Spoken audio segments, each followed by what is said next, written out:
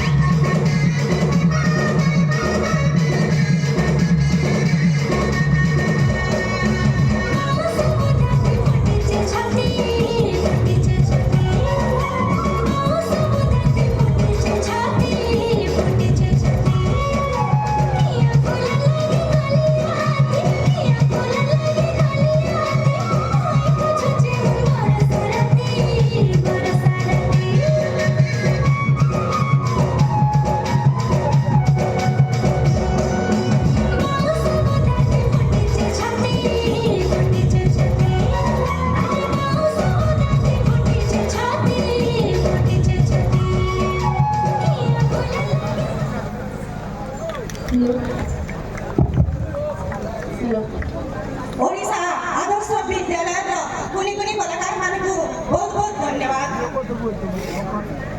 संचा बिना राति अधूरा, अग्नि बिना राति अधूरा, चांद बिना चांदनी अधूरा, आउ आम दशम ने दिले उत्सव अधूरा।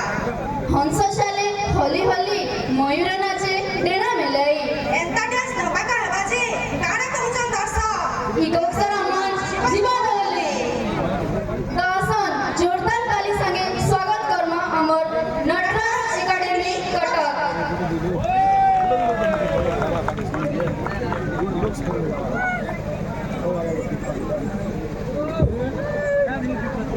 बढ़िया आज काली में बाजी